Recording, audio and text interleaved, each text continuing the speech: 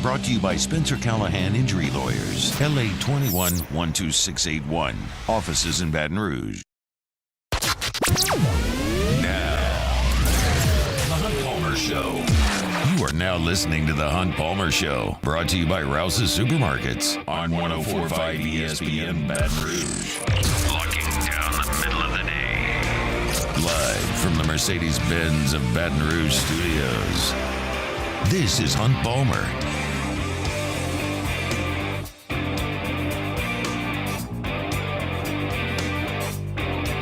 Welcome in. Hunt Palmer coming to you from the Mercedes-Benz of Baton Rouge studio downtown in the capital city on this Thursday. It means our show brought to you by Rouse's Markets, and it's going to be a busy one. Jacob Beck and Casey Gaines back there on the ones and twos.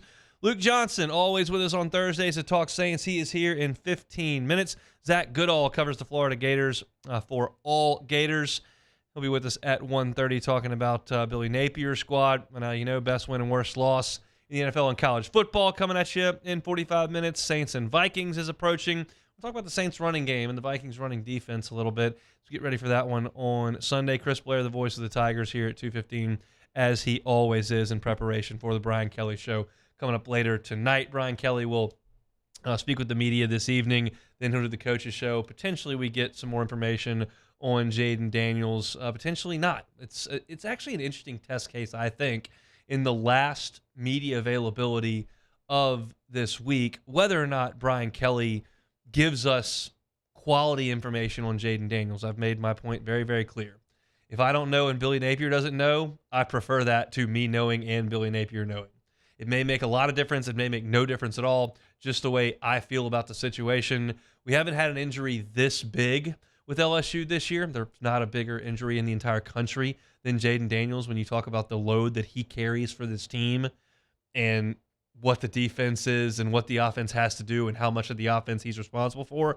It's the biggest injury in the country. I'm curious what Brian Kelly has to say about it moving forward. Either way, LSU is going to go out there on Saturday night in Death Valley with either Jaden Daniels or Garrett Nussmeier at quarterback. But Florida's defense is going to be the same, being the same guys.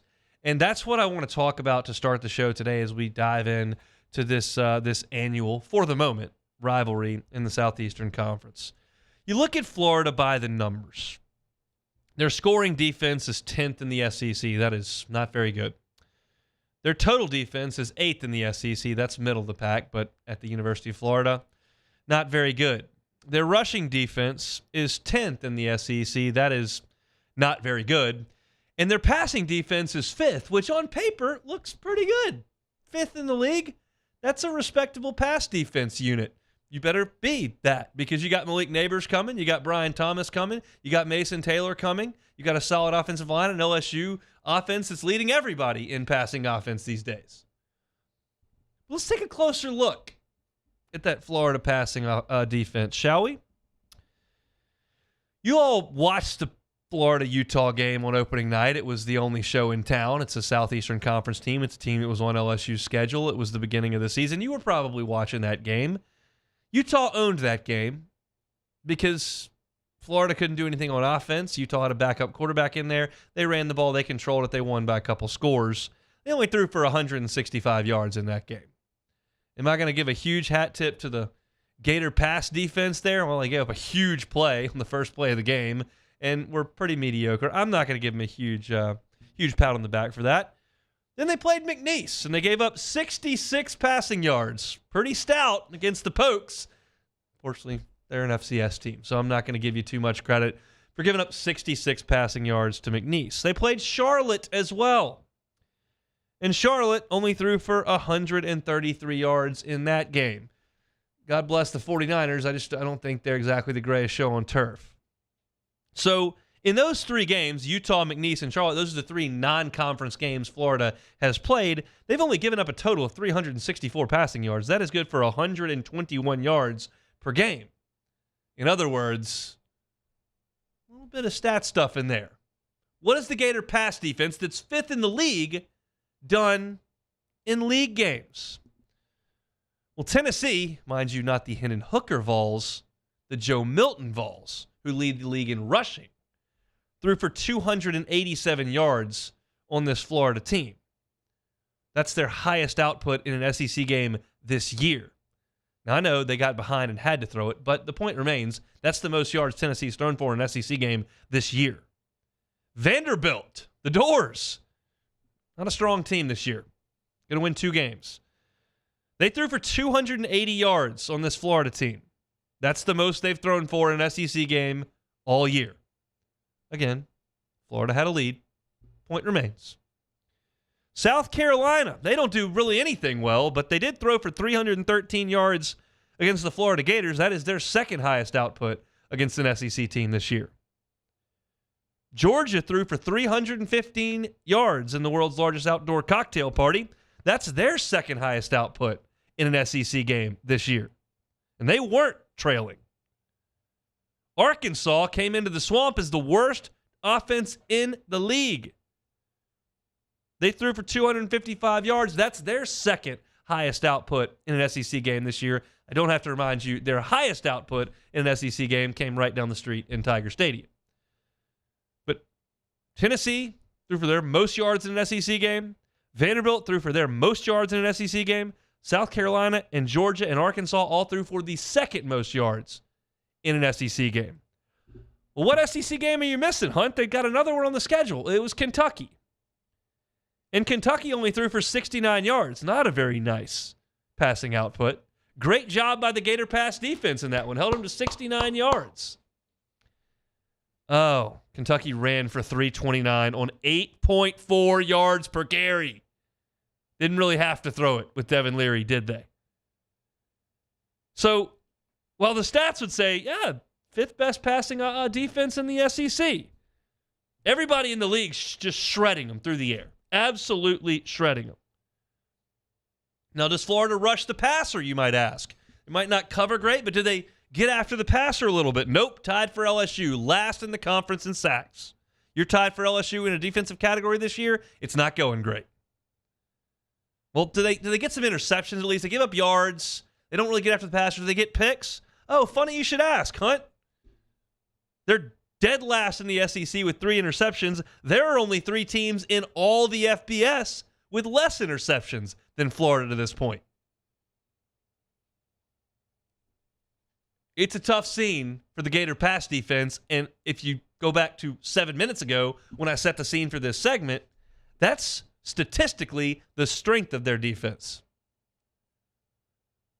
The last 3 weeks, they have gotten absolutely gashed in the air and on the ground. Against South Carolina, Georgia, and Arkansas, they are giving up 40 points per game. If we're talking about the LSU from 6 days ago that got on the plane to go to Tuscaloosa, that offense would absolutely roll up 40 points on this Florida defense, if not more. Florida does not stop the run. They do not defend the pass. They do not rush the passer. They do not make plays on the ball. They were bad on defense last year. They made a defensive coordinator change. They're not any better. That's why their record is what it is and why they may not qualify for a bowl game. So with LSU at full strength and this offense, which is arguably and pretty easily arguably the best offense in college football, this would be a cakewalk for them offensively. Now, defensively, that's a whole different story, and we've got, 3 hours and 50 minutes on this show the rest of the week to get into some of that. But with the healthy Jaden Daniels, this is child's play. We don't know what his status is.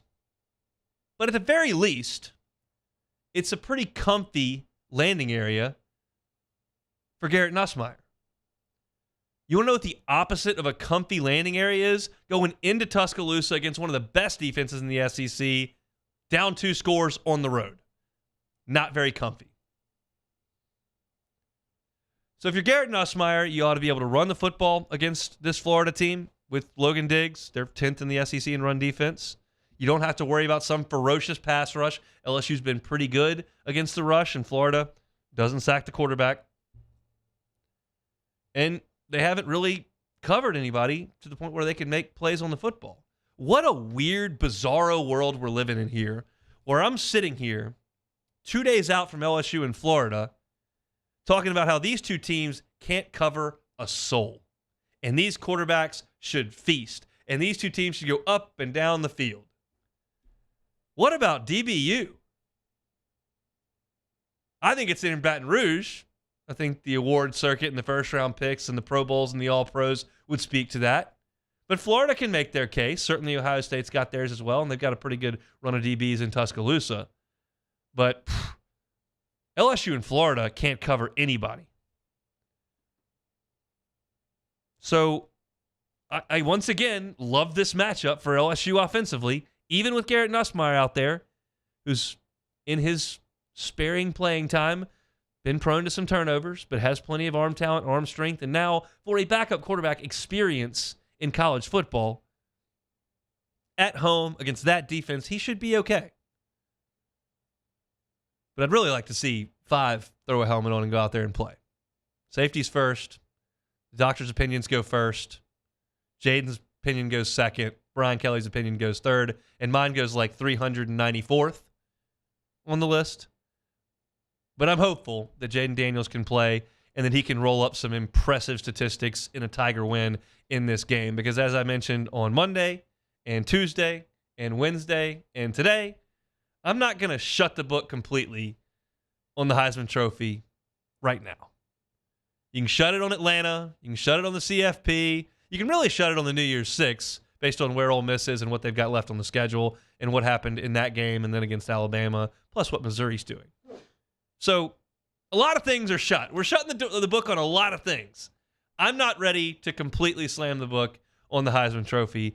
And if Jaden Daniels goes out there against this defense on Saturday, I think that case gets a little bit stronger. It's not the stage that Michael Penix could have in a Pac-12 championship game.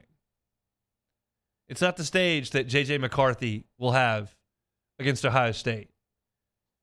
It's not the stage that Carson Beck has against Alabama and Atlanta. But statistically, that's his only shot at this point. Hopefully he can go out there and roll up a lot of yards and a lot of points on a defense that has, quite frankly, been atrocious for a month and for most of the year. LSU in Florida Saturday night in Death Valley. Talking about it a little bit more with Zach Goodell from All Gators at 1:30. When we come back after this timeout, Luke Johnson on the Saints as they get ready to go up to Minnesota. It is the Hunt Palmer Show. You are now listening to the Hunt Palmer Show. Might get some storms this weekend. Could lose some power while you're trying to watch football. That is not good. But you can protect yourself from it. Probably not this weekend, but in the future you can with a Generac generator from Boudreaux's Electric. Boudreaux's Electric, family owned and operated by Neil and Melissa Boudreaux, just the way it has been for 40 years. They have a lot of incredible technology, like their ability to monitor their generators remotely 24/7. So if for some reason it fails, they'll know about it and they can come repair it. But they, with that new technology, still operate like a small town family business. They're going to give you incredible customer service. Everyone who comes to your home to install or service your generator is going to be a full-time Boudreaux's Electric employee, and every single Generac generator they sell you comes with a free 10-year warranty. You're just not going to beat that. They're expanding into Gonzales. That phone line is open. You can give it a call right this second. 225-300-9389. 225-300-9389. Give them a call. It's Boudreaux's Electric. Our listeners fire off their opinions on the jimsfirearms.net hotline at 499-1045. Keep listening for your next chance to shoot us your thoughts with the jimsfirearms.net hotline on 1045 ESPN Baton Rouge. Bayou Chrysler Dodge Jeep Ram has $20,000 off MSRP on new 23 Ram 1500 trucks. $20,000 off plus no payments for 90 days on new 23 Ram 1500 trucks. All with Bayou's 1 million mile warranty. The crew at Bayou Automotive is going to do right by you. The world's leaders in obesity research, obesity medicine, and obesity science are right here. We're doing something that no one's ever done or trying to answer a question that no one's ever asked before. Pennington is a real jewel when it comes to research. We are finding the solutions to the world's worst chronic disease, which is obesity. Louisiana needs Pennington Biomedical.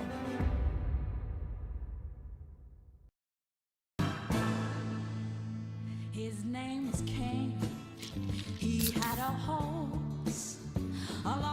countryside, I saw him ride.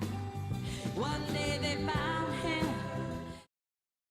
Scoocha, fall in the air. Fall is right around the corner, which means fall fishing is, which means it's time for you to take your boat to the next level with front-to-back boat service in a bunch of different ways. You want a custom stair job, you can have a ton of fun out there on the water. They can do that. What about a spot lock trolling motor? So you stay right where you need to in casting lines.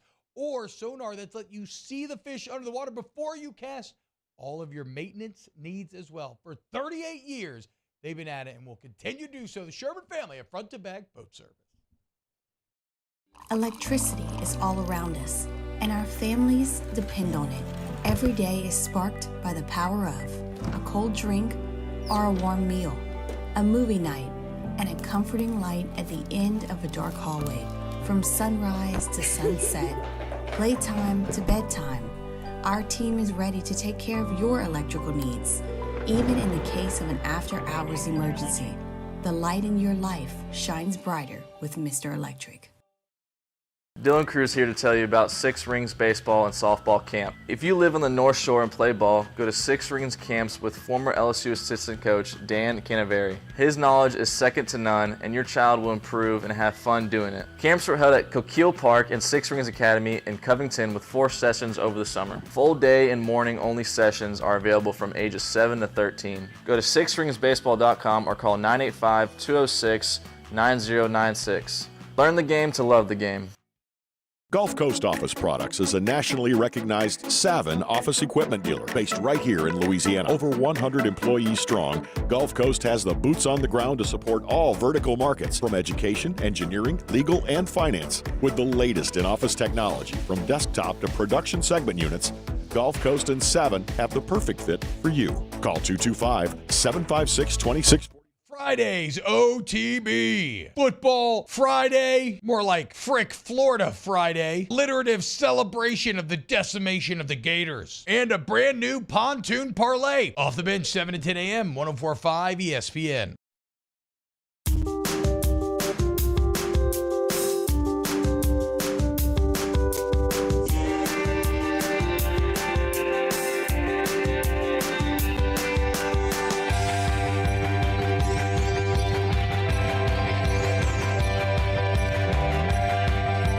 You're listening to the Hunt Palmer Show on 104.5 ESPN Baton Rouge.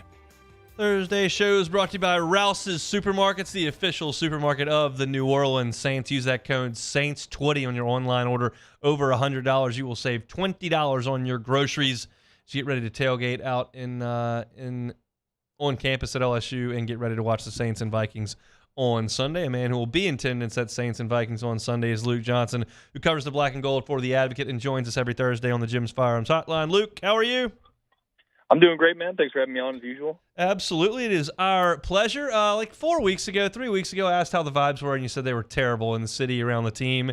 Anything better at this point? Definitely better. I still think there's a lot of people around New Orleans, at least, maybe not within the locker room or within the team, but there's a lot of people in the city who are still, taking a wait-and-see approach. It's they've gotten the 2 wins, obviously, but, the fact of the matter remains that the Saints have played what is probably pretty easily the weakest schedule in the NFL. And then on top of that, they've gotten the breaks. So they're playing a bad Bears team that is also without its quarterback. They're playing a mediocre Colts team that's without its quarterback. They're going up against a Vikings team that's hot right now, but without its quarterback. So I think, people are – they're not getting, too enthused about this team right now. I think they want to see a little bit more out of them. Is it more of a positive if they got 5 turnovers, which they couldn't do last year, or more of a negative they got 5 turnovers and still had to hang on to win? No, I mean, I think it's a undeniable positive about this team. There's not one stat in football that is going to have more of an impact on the outcome of a game than turnover margin. And the fact that the Saints were +5, I mean, they could have lost that game against the Bears, right? I mean, especially if they don't get those turnovers. Those are huge game-changing plays, even if you're not able to cash in on them and get points off of them. Those are plays where you're setting yourself up in good field position. That whole part of the game shifts. You're obviously, preventing the other team from scoring points. I mean, the fact that was such a huge issue for them last year is why they were 7-10 and missed the playoffs. I mean, if you would have had this year's takeaway numbers on last year's team, they probably would have been a playoff team, even if the talent level is maybe they're a little bit better this year. I think that's always going to be a positive, even if the style points weren't there at the end of the day and they didn't get this blowout win that they probably should have gotten with those turnover numbers. I think you still got to be really excited about what this defense has done in that department specifically this year.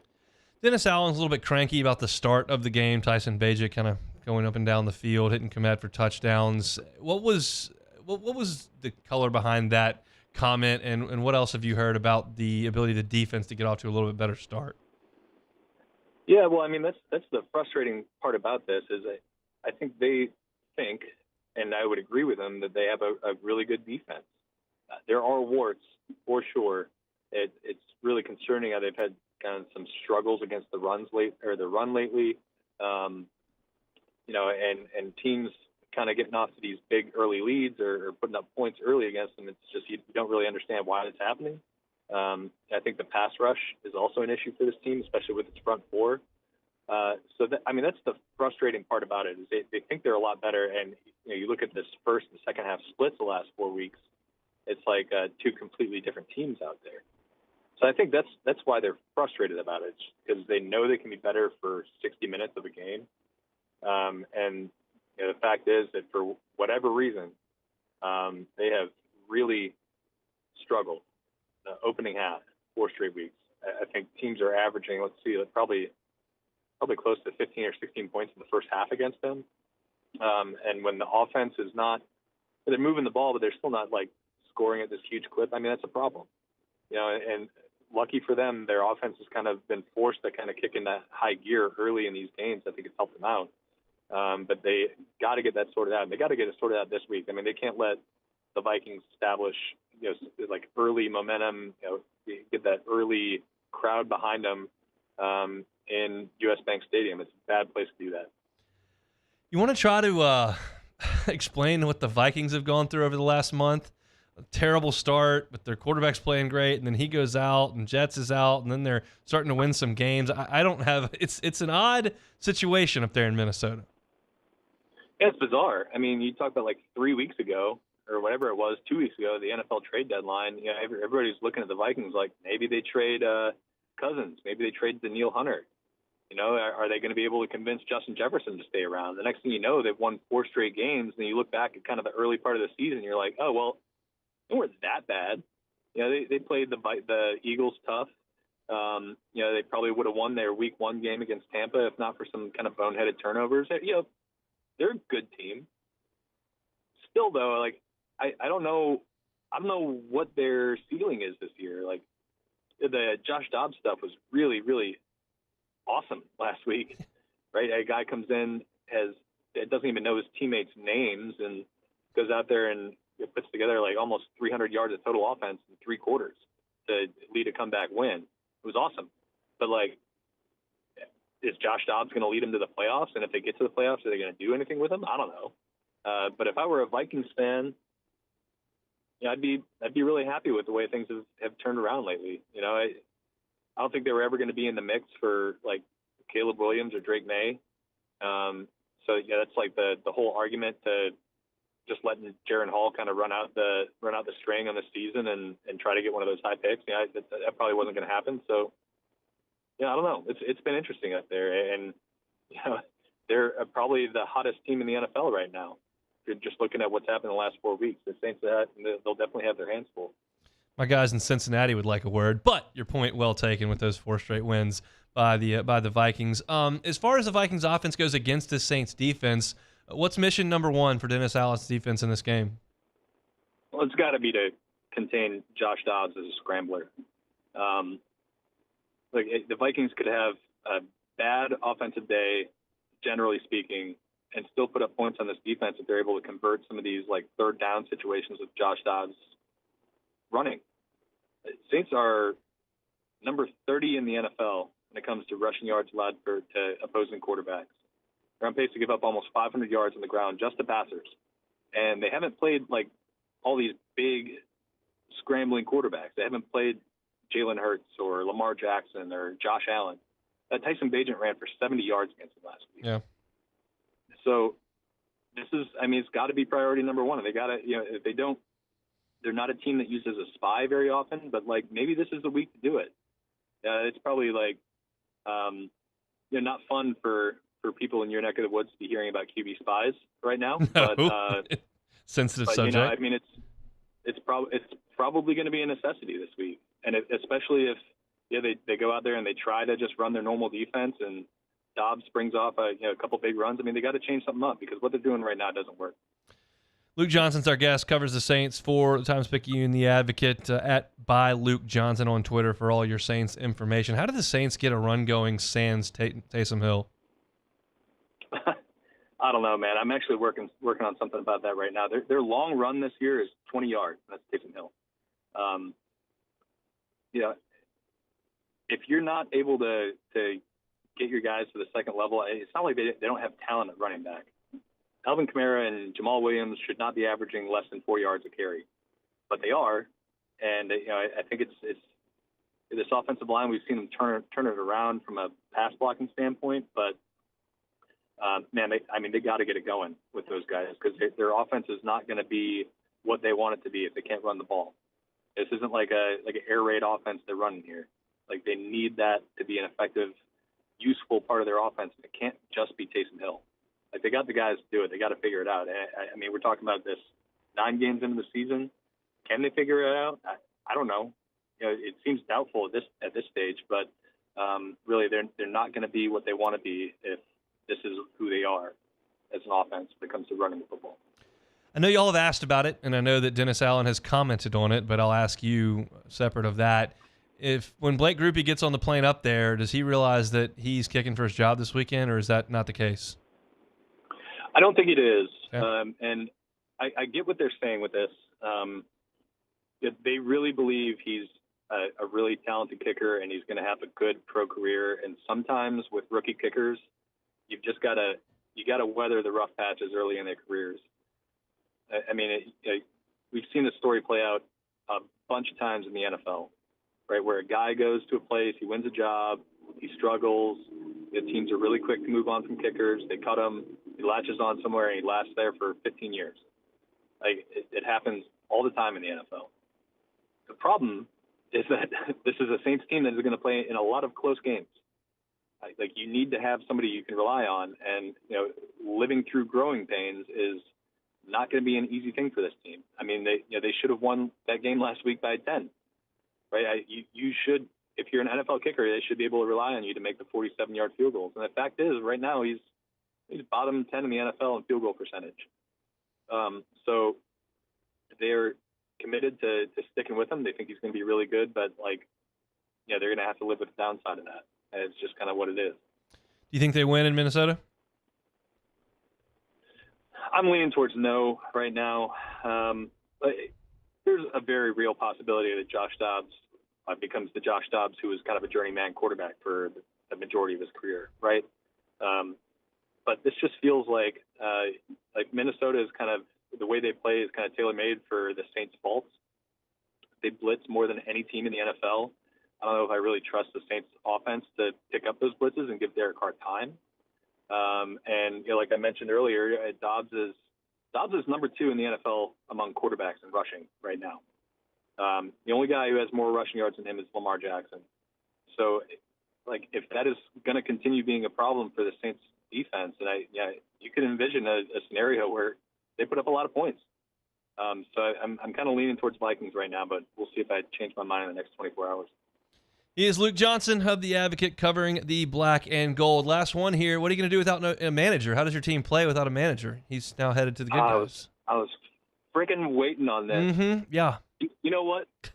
I'm glad you put it this way because I really didn't want to say something I regretted on this here family-owned radio station that you got there. So I'm just going to say that my baseball season next year is going to probably involve a lot of beer and a lot of bourbon and a lot of deleted tweets. I think that's all I'm going to say. That makes me a happy guy, Luke. Hey, safe travels up to Minneapolis. We'll talk next week. Sounds good, man. He's Luke Johnson, noted Brewers fan, and my Cubbies stole his manager. It makes me laugh. I apologize. It's not a nice thing. It's very unbecoming to make fun of people on public radio, but here we are. We'll come back with Zach Goodell of All Gators, previewing the Florida Gators. That's next on the Hunt Palmer Show. The Hunt Palmer Show. One Bath and Closets, onebathandclosets.com is the website. David Duvall and his team, 30 years in the business of remodeling and redesigning bathrooms and closets. Just go to the website, onebathandclosets.com, and see some of the projects that David Duvall and his team have undergone. He's shown me pictures of them many, many times. Not only are they very, very functional and customized to the client, they're also gorgeous. It looks great. And if you don't love the way that your closet situation looks or your bathroom looks or it's dated, I promise you will not regret going to onebathandclosets.com, setting up that free consultation, and letting David Duvall and his team come in and handle business in your home. They're going to do it right the first time and leave the competition behind. It starts with a questionnaire. What do you need? What might you like? Here's what we can do. Here's what it costs. And if you say, that's going to be a little steep for me right now, well, they have financing options available to you. So just give it a look. You're under no obligation to move forward after that consultation, and it's free, not going to cost you anything. Onebathandclosets.com is the website, onebathandclosets.com. In times of need, get a full list of phone numbers, websites, and other important emergency information on the Demco Stormwatch page at 1045ESPN.com. Follow us on Twitter at 1045ESPN to cast your vote in the Citizens Bank and Trust Poll of the Day. Vote daily inside Off the Bench, live at lunch, Hunt Palmer. And after further review, Citizens Bank and Trust brings you the Poll of the Day via Twitter at 1045ESPN. Bayou Ford is taking $10,000 off MSRP on all new 23 Ford F-150 Black Widow trucks, plus $2,750 discount APR and 5.9% for 72 months. All new Bayou Ford vehicles come with a 1 million mile warranty. The crew at Bayou Ford is going to do right by you. When is a taco more than just a taco? When it's Government Taco. Voted best tacos 3 years in a row by 225 Magazine, Government Taco puts the most delicious spin on tacos the capital area has ever seen. With creative combinations like the Magna Carrot, the Filibuster, or the Steak of the Union. Plus perfect tortilla chips paired with the best salsa and queso you've ever had. And happy hour every day from 3 to 6 p.m. and all day on Thursday. Government Taco, 5621 Government Street. Electricity is all around us, and our families depend on it. Every day is sparked by the power of a cold drink or a warm meal, a movie night, and a comforting light at the end of a dark hallway. From sunrise to sunset, playtime to bedtime, our team is ready to take care of your electrical needs, even in the case of an after-hours emergency. The light in your life shines brighter with Mr. Electric. There it is, the extra mile, on the border of expected and extraordinary for those willing to go further, like vans customized for work or play, with safety and tech to keep you connected, supported by a 5-star sales, service, and finance team, and backed by the 1-star you know. So go the extra mile. It's never crowded, because so few have what it takes to go there. Mercedes-Benz Vans.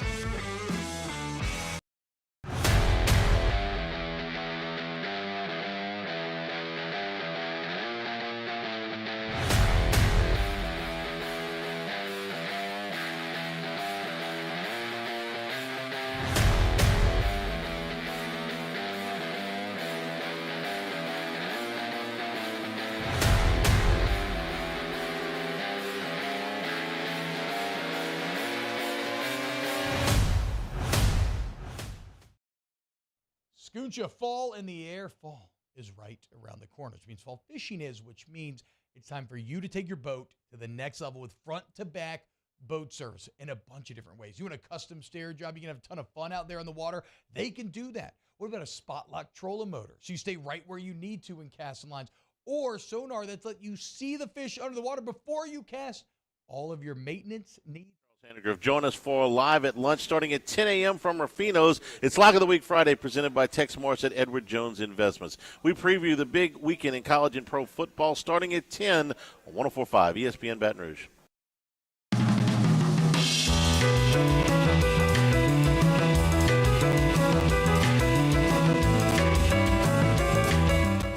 This is the Hunt Palmer Show on 104.5 ESPN Baton Rouge.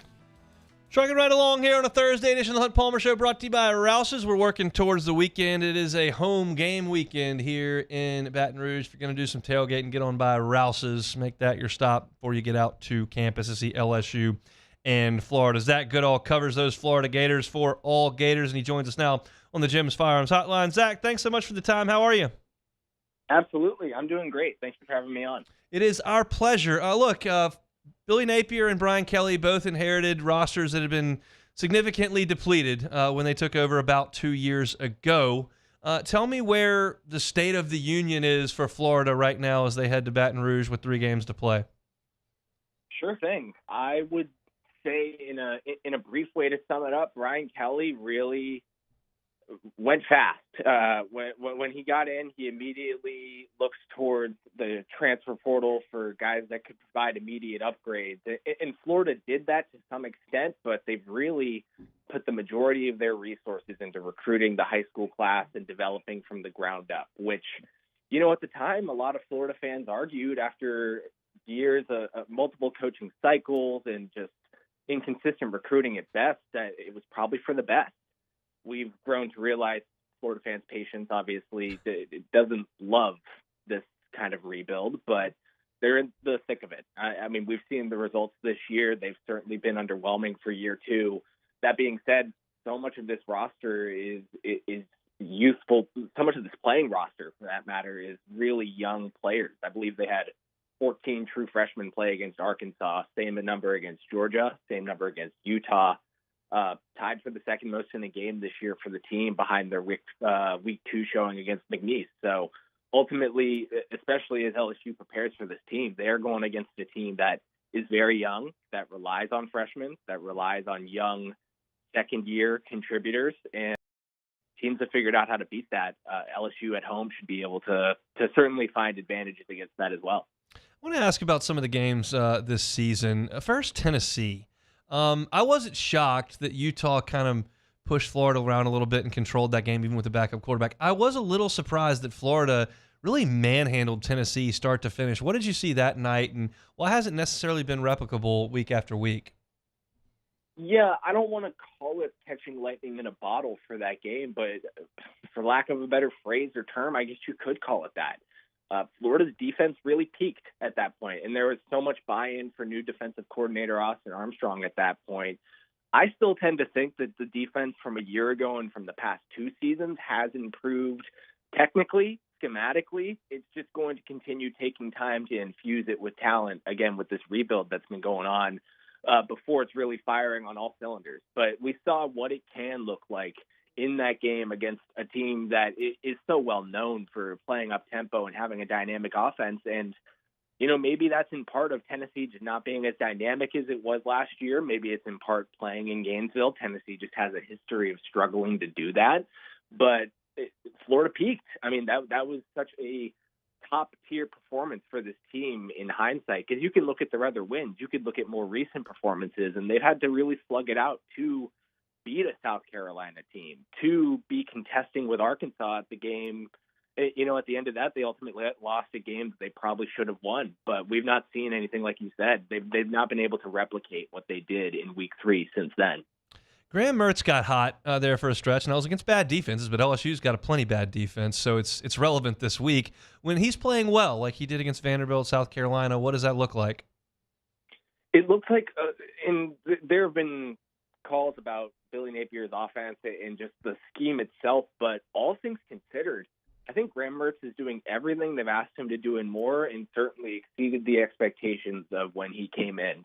He's making smart decisions with the football. He still doesn't have the most arm talent, the most accuracy deep, so this isn't necessarily the most explosive offense, but you pair with what he's able to do well, just taking what the defense gives him, being sound pre-snap, understanding what's ahead of him even post-snap, with the types of weapons they have. Ricky Pearsall, I truly think, is one of the more underrated receivers in football. I think he can run a lot of the route tree out of the slot, some of it from the outside, and he gives defenses ultimately a weapon that they need to respect into the intermediate to deeper levels of the field. And then you pair that with Eugene Wilson, the electric freshman who more often than not, when you target him in the backfield, he is going to break that into a positive gain. And more than just 1 or 2 yards, he'll make a guy miss and turn it into a legitimate play that alters the down and distance for the rest of that series. So when it's firing, the opposing defenses struggle to pick, who are we going to bracket? Who are we going to try and take away? Because Florida's getting to that point offensively. They're certainly not perfect, and they need better protection, but they're starting to get this arsenal of passing game weapons that can help them in shootouts. Zach Goodall's on the phone with us. He's with All Gators, part of the Fan Network, and he's here with us on the Hunt Palmer Show. Defensively, statistically, it looks rough, and you come in against an offense that's been so good. We'll see about the quarterback situation with LSU. Where's the strength of Florida's defense, and what can they lean on to try to slow LSU down? They've struggled for multiple coordinators, multiple years, multiple head coaches with stopping quarterbacks that can run the ball. So if Jaden Daniels is playing at, I don't even want to say 100% because of how dynamic he is, but he's playing at a comfortable level, I'm scared for Florida's defense, to be frank. But I think that they do a good job with the fundamentals of the scheme, and it's very Georgia Kirby Smart like in the sense that they're not necessarily relying on pass rushers to get home and create negative plays that way, but they can affect the passer. They can, force them into errant throws that stop drives and put pressure on opposing tackles, through opposing linemen to fluster the quarterback a little bit. And they ultimately need more guys. Again, like I was saying earlier, I think it's more long-term before this defense really starts to, find its groove, but the scheme works. We see it and there were times last week especially, they had 3 starters out, some long-term, some short-term. They've got 2 starting defensive linemen back in Cam Jackson and Tyreek Sapp this week, but you could see just how much that changed the game because there are a lot of moments where players were in the right spot, but then you see a freshman just getting washed out. I'm curious how deflating that loss at home against Arkansas might have been last week, because it surprised me as somebody who follows the SEC pretty closely. What was the reaction in Gainesville, both players, coaches, and in the fan base to that one last week in the Swamp? Seems internally they're handling it like they have handled losses throughout the year. Billy Napier really likes the character of his team. He mentions, and players say the same, that they are handling losses well and staying together through thick and through thin, and that's what you want to hear. Florida's fan base, again, they can certainly be loud. They don't have the greatest patience, and I can't fault them necessarily considering what they're used to, what this program has brought to them, and then they compare it to what they're going through now. I mean, all Billy Napier needs is one more loss to be the lowest winning coach, I believe, since Charlie Pell in 79-80. So I understand the frustration, but at the same time, I don't necessarily know how much complaining would do at this point because they're committed to this long form rebuild. They gave Billy Napier a 7-year contract with a huge staff pull, and they've rebuilt the recruiting operation. They've just made their commitment clear through thick, through thin, that losing's never good, losing's never acceptable, but they're willing to take the growing pains, especially with playing these young players. Again, like I had mentioned earlier, the number of true freshmen that play, they're willing to deal with that in these early years and make that year 3 to year 4 that grading period for Billy Napier when it comes to the people that make these decisions. One more, Zach, and certainly we appreciate your time here on this Thursday. How does the Florida fan base feel about this game with LSU? It will be continued next year in the Swamp, but we don't know after that. Obviously, Georgia, Florida State, Tennessee hold a pretty special place in the hearts over there in Gainesville, but what about this one? I'd say it's the same way. People, fans, reporters, everyone in between really loves this rivalry, and they would love to see, even though we're expecting change, it to stick around long-term in some capacity. Fans are excited. I mean, for this upcoming game itself, maybe not so much with the way Florida's played out, but I've still seen fans gripping to the idea of, if Jaden Daniels doesn't play, then all of a sudden anything's possible. And that I appreciate that. It's been a tough season for Florida fans. If I were a Florida fan, would honestly be starting to check out at this point. But the fact that they're staying in tune, a lot of people still have their belief in the buy-in, in the rebuild at this point. it's certainly reflected this week because people are excited for this game. Zach, we really appreciate it. Let's do it again soon. Absolutely. Thank you. He is Zach Goodall, covers Florida for all Gators. And I think a lot of that is interesting, and a lot of it we'll get to over the next, I got 3 hours and 15 minutes to talk about this game. We'll do some Saints as well and some SEC stuff. But there's just a lot to chew on there with the state of Florida's program, the state of this team, the struggles on defense, the flashes on offense, and how all of that comes together Saturday night in Tiger Stadium, depending on what team LSU puts on the field, the Jaden team or the Nussmeier team. Very, very fascinating stuff. And we appreciate Zach for jumping aboard, giving us a little time. We'll come back and close out hour number one. I'm going to have to ask for an apology from Beck. We'll see how that goes. That's next. You are now listening to the Hunt Palmer Show. Love telling you about FanDuel. The weather's getting cooler. The NFL is staying hot on FanDuel. Right now, new customers get $150 in bonus bets on any $5 money line bet. That's $150 if your team wins. Been thinking about joining FanDuel? No better time to get in on the action. The app's easy to use. There's a wide range of betting options, including spreads, player props, over-unders, and more. So visit FanDuel.com/1045ESPN and kick off the NFL season. FanDuel, an official partner of the NFL. Must be 21 and present in Louisiana. First and online money wager only. $5 pregame money line wager required. $10 first deposit required. Bonus issued and eligible bonus bet that expires 7 days after receipt. See terms at sportsbook.fanduel.com. If you or someone who has a gambling problem and wants help, call 1-877-770-STOP. Our listeners fire up their opinions on the jimsfirearms.net hotline at 499-1045. Keep listening for your next chance to shoot us your thoughts with the jimsfirearms.net hotline on 1045 ESPN Baton Rouge. Gulf Coast Bank and Trust is giving our customers the power to bank anywhere, anytime during this challenging event. And we're right there with you. Our mobile banking app is a smart way to manage your money and time. Gulf Coast Bank and Trust, the bank that cares about you. Bayou Ford is taking $10,000 off MSRP on all new 23 Ford F-150 Black Widow trucks, plus $2,750 discount APR and 5.9% for 72 months. All new Bayou Ford vehicles come with a 1 million mile warranty. The crew at Bayou Ford is going to do right by you. It was a humid day, barefoot children play, looking for that summer shade. Time just slips away. Oh, Louisiana, some kind of hold on me. Like cypress stumps, your roots are planted deep inside of me. Electricity is all around us, and our families depend on it. Every day is sparked by the power of a cold drink or a warm meal, a movie night, and a comforting light at the end of a dark hallway. From sunrise to sunset, playtime to bedtime, our team is ready to take care of your electrical needs. Even in the case of an after-hours emergency, the light in your life shines brighter with Mr. Electric. Running Boards Marketing can help you get their attention. Imagine your brand's message on a giant LED billboard truck that can't be skipped and is nearly impossible to ignore. Running Boards Marketing is the leader in effective and affordable advertising on digital mobile billboards, which are 2 times more effective than traditional billboards. With a 97% recall rate, you'll leave a lasting impression with your customers.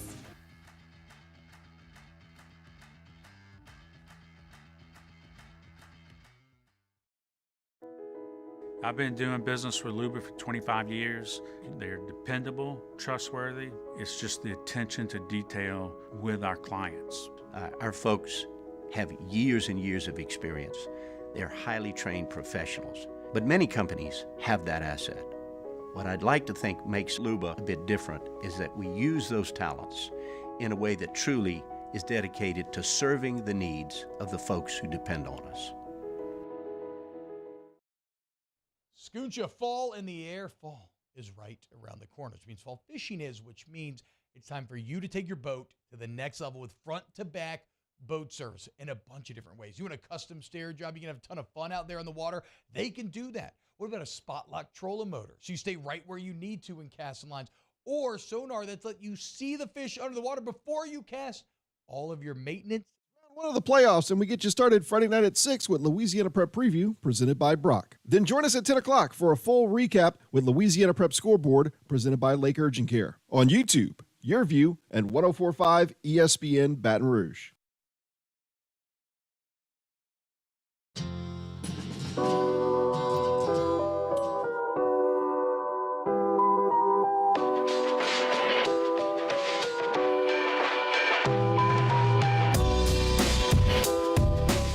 You're listening to the Hunt Palmer Show on 104.5 ESPN Baton Rouge.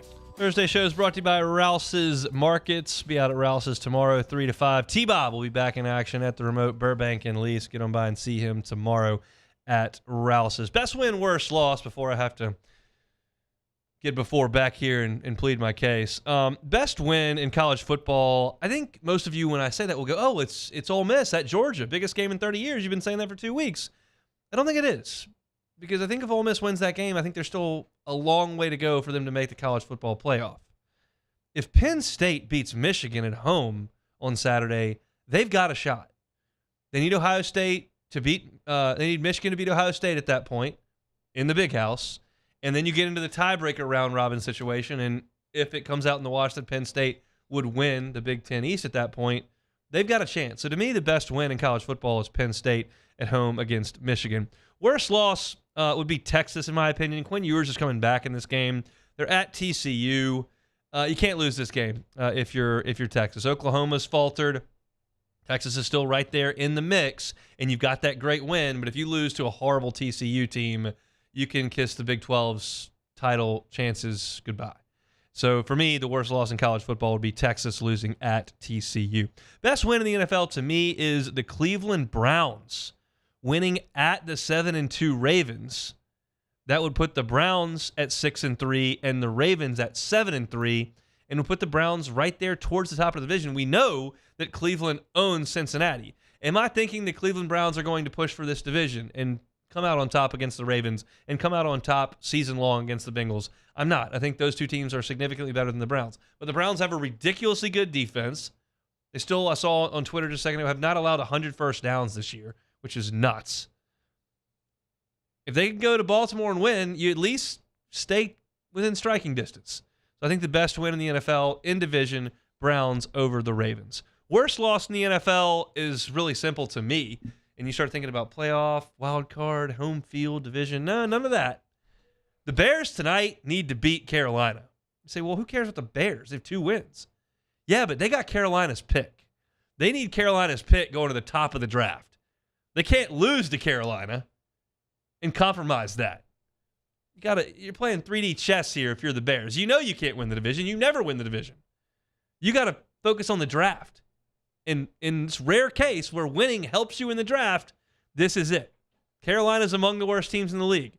You deal them a loss on this Thursday night, you move them closer to the top of the draft, which is where inevitably you want to be, like you were last year when you got a haul of picks from the Panthers. So, best win in college football, Penn State at home against Michigan. Worst loss, Texas at TCU. Best win in the NFL, the Browns going to Baltimore and winning. Worst loss, the Bears against Carolina. This is the point in the show where we do survivor picks. Last week, I wrote the Saints into the document down at the bottom and did not air my pick. I did not run it by Beck. I did not announce it to the world. Well, I just wrote it on the doc. To be fair, I was not here, so. Oh, wow. So I could have gotten by with it, but I'm being honest. Well, I appreciate that. So do I get to keep going? Yeah, if it's written down, I'll give it to you. It's on the bottom of the doc. They're all right there, so I have to continue here.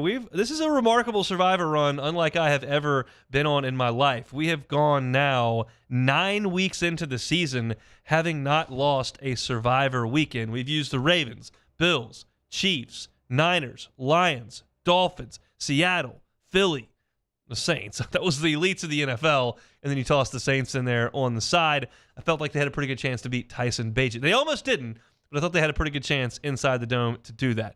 In this one, I'm going with one that, on its face, seems like a very obvious pick year to year with the Steelers playing at home. However, they're not great, but the Packers are worse. So I'm fading the Packers here in Pittsburgh. I will take the Steelers. They're not great. I got George Pickens on the fantasy team. Sometimes he busts a 60-yarder. Most of the time he gets no catches. But I like the Steelers against the Packers at home. This is where it gets dicey for you. I mean, you got the Saints last week, so that was a really good one for you. The Steelers at home, though, I feel that's a pretty good pick. I think it's a good pick. I mean, I feel like the Packers are just terrible. That loss, as time continues to go on, the Saints threw up on themselves up there in Green Bay against Jordan Love and couldn't make field goals. And you had a lead and just absolutely gagged it. And there were a couple of games last year that you looked at with the Saints and you were like, oh, if Ingram gets the yard, I know it was hurt. If he just gets the yard, like maybe they're pushing for the playoffs at the end. You had the Cincinnati game where they were right there and really could have won that game and they didn't. That Packers one seems so inexcusable in hindsight now, but it's over. I've got the Steelers against the Packers for survival. That's best win, worst loss, and my survivor pick. We'll see if we can get 10 weeks in the bank here as we move into next week. That's it for hour number one. Appreciate Luke Johnson talking Saints with us. Zach Goodall from All Gators talking Florida. I talked about Florida's defense at the top of the show. You can catch that Hunt on LSU on YouTube. We will pause for Sports Center. Chris Blair in 20 minutes. When we come back, I'll talk about the Saints running game, which stinks right now. That's next. Bayou Chrysler Dodge Jeep Ram has $20,000 off MSRP on new 23 Ram 1500 trucks. $20,000 off plus no payments for 90 days on new 23 Ram 1500 trucks. All with Bayou's 1 million mile warranty. The crew at Bayou Automotive is going to do right by you. Gulf Coast Office Products is a nationally recognized Savin office equipment dealer based right here in Louisiana. Over 100 employees strong, Gulf Coast has the boots on the ground to support all vertical markets, from education, engineering, legal, and finance. With the latest in office technology, from desktop to production segment units, Gulf Coast and Savin have the perfect fit for you. Call 225-756-2644. That's 756-2644 for Gulf Coast Office Products. When is a taco more than just a taco? When it's Government Taco. Voted best tacos 3 years in a row by 225 Magazine, Government Taco puts the most delicious spin on tacos the capital area has ever seen. With creative combinations like the Magna Carrot, the Filibuster, or the Steak of the Union. Plus perfect tortilla chips paired with the best salsa and queso you've ever had. And happy hour every day from 3 to 6 p.m. and all day on Thursday. Government Taco, 5621 Government Street. Life in Louisiana is a song. A symphony of sound, colors, and movement. Life is here, now. For life's moments, big and small, always there. The right card, the right care.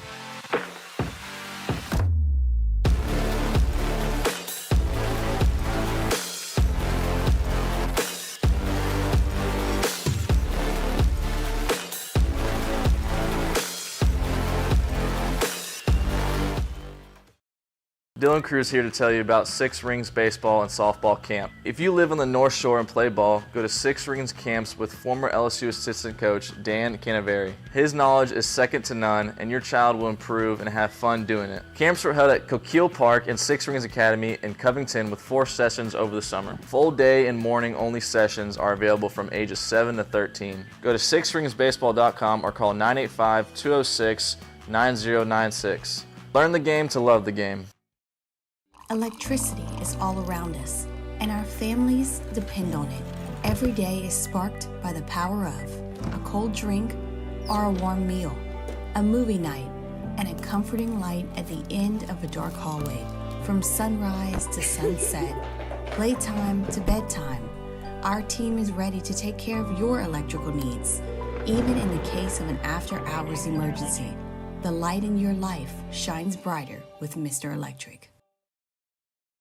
Running Boards Marketing can help you get their attention. Imagine your brand's message on a giant LED billboard truck that can't be skipped and is nearly impossible to ignore. Running Boards Marketing is the leader in effective and affordable advertising on digital mobile billboards, which are 2 times more effective than traditional billboards. With a 97% recall rate, you'll leave a lasting impression with your customers.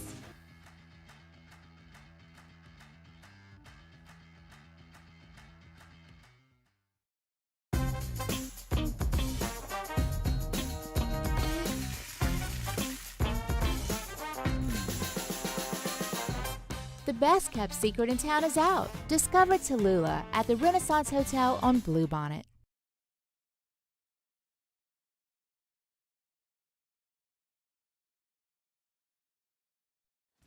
Is Sports Center. I'm Kevin Winter. Week number 10 of the National Football League starts tonight. The 1-7 Carolina Panthers visit the 2-7 Chicago Bears. Bears head coach Matt Eberflus. What is the status of your quarterback Justin Fields as he recovers from a thumb injury? Right now we're listing him as doubtful, and we'll see where it goes from there. If he's not medically cleared, well, how come doubtful versus out? Yeah, just to see. We got to give him one more day. But he's working hard, and it's getting better every day. So we'll see where it goes. He's not playing. Yeah, he's not playing. What? All right, so it'll be Tyler Bagent getting another start for Chicago. The Bears 3-point home favorites according to the ESPN bet. The total sitting at 38.5. Kickoff Soldier Field, 8:15 Eastern. If you think the 38.5 total is low, that's nothing compared to Saturday's total between Iowa and the Fighting Chris Carlins, known as the Rutgers Scarlet Knights. A consensus of 28. If that total stays there, it'd be the lowest total of any college football game since 2000, according to ESPN stats and information. Also on Saturday, ABC television, 7:30 Eastern. Number 7, Texas visits TCU. The Longhorns will start quarterback Quinn Ewers at QB after he missed the last 2 games with a sprained throwing shoulder. Think O'Reilly Auto Parts for all your car care needs. They're close, convenient, and have the parts you need fast, along with excellent customer service from professional parts people you can trust. Stop by your local O'Reilly Auto Parts today or visit O'ReillyAuto.com. Ladies and gentlemen, may I direct your attention to something quite extraordinary? Now, the Hunt Palmer Show. The Hunt Palmer Show on 104.5 ESPN Baton Rouge. Brought to you by Rouse's Supermarkets. Live from the Mercedes-Benz of Baton Rouge Studios. This is Hunt Palmer. Working towards the weekend on this Thursday. We're getting close to a football weekend. Thanks for hanging out with us here on the Hunt Palmer Show. LSU in Florida, 6:30 under the lights of Tiger Stadium, maybe under the rain of Tiger Stadium as well. I know it's supposed to never rain in Tiger Stadium. It's a chance of rain, I thought. It's rained plenty of times when I've been in there. Not my favorite LSU tradition, quite honestly. It's fine. It's not like I want to leave the stadium when they say it. It's like it rains in there. Rains in there a good bit. And the Saints and Vikings from Minnesota at noon. It will not rain on that game as they'll be indoors up there in Minnie. Chris Blair in 15 minutes talking Tigers and Gators. But let's talk Saints-Vikings here. And one thing, and we spoke with Luke in the last hour, and he mentioned that he was working on a piece about the Saints run game. It's been bad, and I really did not think that would be the case. Of course, they overhauled their backfield. You brought in Jamal Williams, who led the NFL in touchdown runs last year. You go into the draft, and you use a high draft pick on Kendre Miller, and Kamara's coming back off suspension, and you figure that though he misses the first few weeks, he's going to come back and have fresh legs and be ready to roll. And then you look at their offensive line, and you see high draft picks in Ruiz and McCoy, and you got an all-pro guy in Ramchick, and you see Trevor Penning, who, yeah, maybe as a left tackle isn't quite ready to be an elite pass protector, but certainly behind that massive frame can move forward, and the Saints should be a good running offense. And they just haven't been. Only 5 teams in the NFL are worse on the ground than the Saints this year. It's Seattle, Pittsburgh, Houston, Tennessee, and Minnesota. And I don't have a great explanation for it other than they're just not blocking properly. And if you were listening to Luke, because I know Jamal Williams can run. I know Alvin Kamara can run. I think Kendre Miller can run. And Taysom Hill can run a little bit, but I'm talking more so the traditional running game that provides an opportunity for traditional play action pass that is outside of Taysom's box. I love the Taysom packages. It just can't be that majority of your running game. So Dennis Allen was asked earlier this week by Luke Johnson, I believe, why aren't y'all producing any explosive plays in the run game? I think there's a kind of a lot that goes into that. Obviously, you gotta be able to create some seams inside so that the runners can get to the second level of defense. And then, our ability to block out on the perimeter to, turn a 4 or 5 yard gain into a, 12, 15, 20 yard gain. So I just think it's just, being a little bit more consistent with, targeting, being a little more consistent with getting up to the second level, getting our running back started, and then, finishing off with those, last level blocks, on the perimeter. And the follow-up was then pretty quickly asked, like, oh, so it's not guys missing holes or missing cuts. It's just not blocking it properly. So it is more of a blocking issue then, you think? Yeah, well, yeah, I think there's a lot of things that go into it, but certainly trying to get our runners into the second level of the defense without having to make any type without contact. Those are things that lead to the ability to get explosive runs. The long run this year by the Saints is 20 yards, and as Luke told us in the first hour, that was by Taysom Hill. They don't have a running back that has carried the ball for 20 yards yet. We're halfway through the season. You can't bust one 20-yard run? That's unacceptable execution on the ground game, and it puts so much pressure on your pass protection, one, and your passer, two, to create big plays and to create sustained drives and to score points. Jamal Williams and Alvin Kamara are both averaging under 4 yards per carry. These guys have a track record of success in the NFL. It'd be one thing if they drafted Kendre Miller and handed him the keys to the car and said, hey, man, you're the run game. They didn't. They got Pro Bowlers that are supposed to be able to run the ball. And I know that both guys have missed some time. All three have missed some time. Kendre Miller's missed some time. But there's just not enough running the football in this team, and it can't all come from Taysom Hill. It just can't. And unfortunately, doesn't look like a great week to get it going. The Vikings defense is 9th in the NFL in yards per carry allowed. They're 14th in rushing yards allowed. But a lot of that came against Philadelphia and Chicago. Philadelphia ran for 259 on them, and it wasn't like Jalen Hurts did all that. DeAndre Swift had 175 yards in that game. Chicago, with Fields and Bagent, who were both fairly athletic guys, ran for 162 yards. Fields had 46 in that game, and Bagent came in and carried it for another 25, and then you had the Chicago running backs. The running defense for the Vikings gave up as follows: 73 for the Bucs, 30 to the Chargers, 80 to Carolina, 67 to the Chiefs, 65 for the 49ers with Christian McCaffrey, and 74 to the Packers. So it's just not a defensive front that's allowed a ton on the ground, and that's not a great sign. It makes your life so much more difficult when you can't turn around and hand it off for those easy yards. Well, I shouldn't call them easy yards. Those yards you would like to roll up. And look, the Saints, when they run for 100 this year, are 3-1. When they don't, they're 2-3. Pretty significant swing there. So hopefully they can find somehow in some way to get things moving a little bit on the ground on Sunday. That would certainly make things easier. Alvin Kamara met with the media yesterday, and this isn't directly speaking towards the productivity on the ground, but it was speaking to kind of maybe some load management with the veteran running back. Just the three of you guys kind of balance each other out and snap counts. Like, do you feel like it's keeping you healthy here for the stretch run? Healthy for the stretch? No, I don't know. I ain't never really had that. I don't really know about that as far as like load management. Yeah. I know that happened. Like that's what happened across the street with the Pelicans. Yeah, I don't know about that.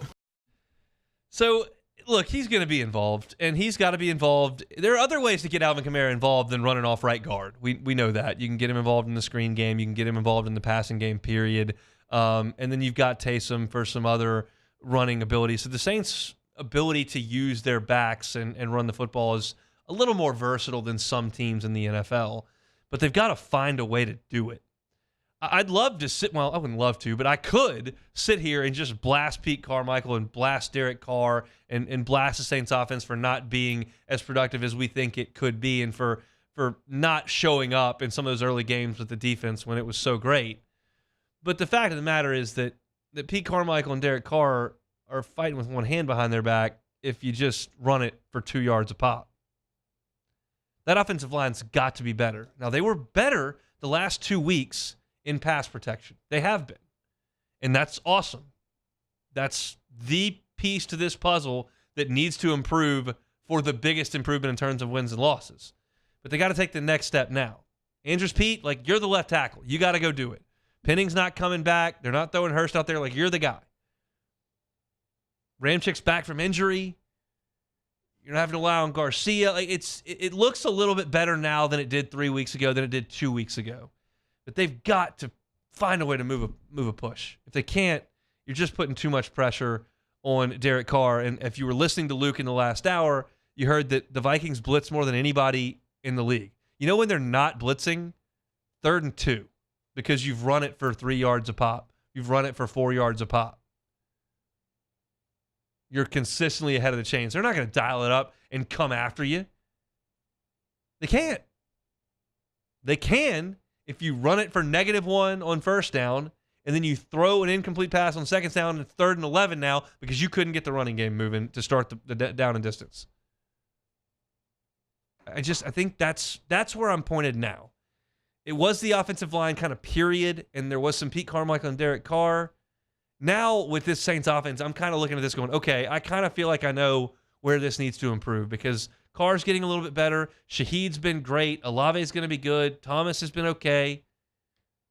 Let's get the ground game going. We'll see if that can happen coming up on Sunday. Chris Blair going to be on the mic tonight for the Brian Kelly Show. It'll be at 7 o'clock at TJ Ribs on Eagle 98.1. We'll talk to him next. The Hunt Palmer Show. LWCC is Louisiana loyal. They're elevating and celebrating champions of Louisiana like Marucci Sports. Marucci Sports, such an awesome story here in Louisiana. Now we're going to maybe make a few bats, make a few more bats, make a lot more bats. Now everybody in the pros is using our bats. A lot of teams in college are using our bats. They're not just a bat manufacturer, far from it. Not just an equipment shop, far from it. They've got the Baseball Performance Lab, which is such a state-of-the-art facility where they can create so much data useful to baseball players of all ages. And that brings talent here to work inside that Baseball Performance Lab. They've got the Marucci World Series that brings people into our state that spend their money in our economy. That's what makes Marucci a champion of Louisiana. Surely you know a champion of Louisiana, whether it be a nonprofit, whether it be a person or business. They're doing great philanthropic work in our state. We want to tell their story. LWCC gives us that platform with their Champions of Louisiana campaign. Go to lwcc.com/champions and nominate a new champion of Louisiana. Marucci Sports is a champion of Louisiana. LWCC is Louisiana loyal.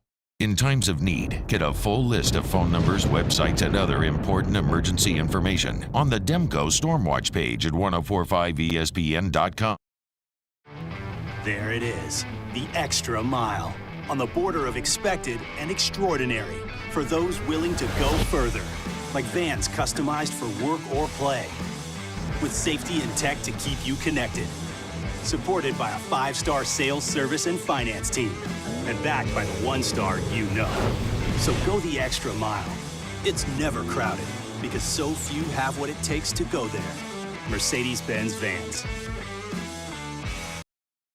The Windsor Senior Living Community in Mandeville, Louisiana is a beautiful, vibrant apartment community geared towards seniors. They are nestled right in the heart of Mandeville, where seniors live a more carefree lifestyle in spacious apartments with the peace of mind that comes from having a little extra help. Call the Windsor at 985-624-8040 to schedule a lunch and tour. Come see how the Windsor can be your passport to peace of mind.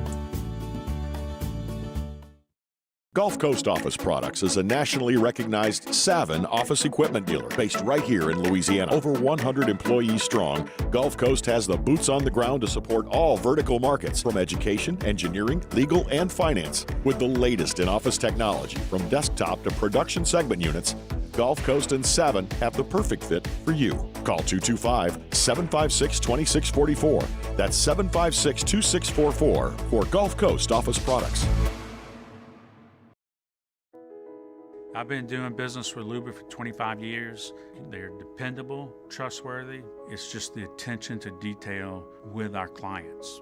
Our folks have years and years of experience.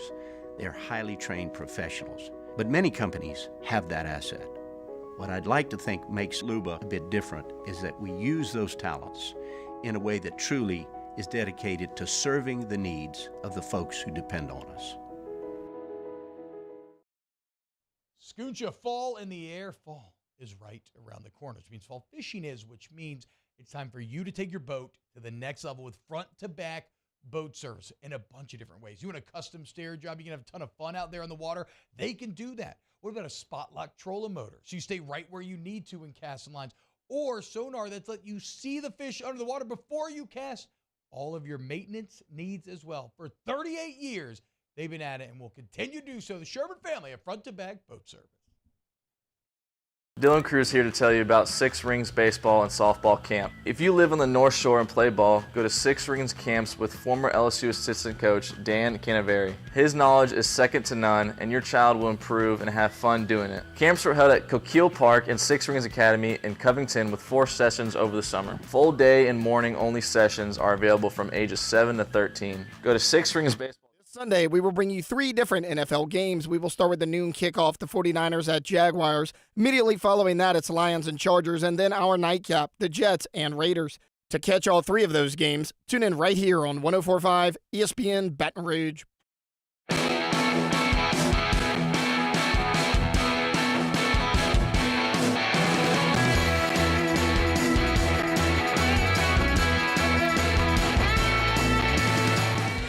You're listening to the Hunt Palmer Show on 104.5 ESPN Baton Rouge.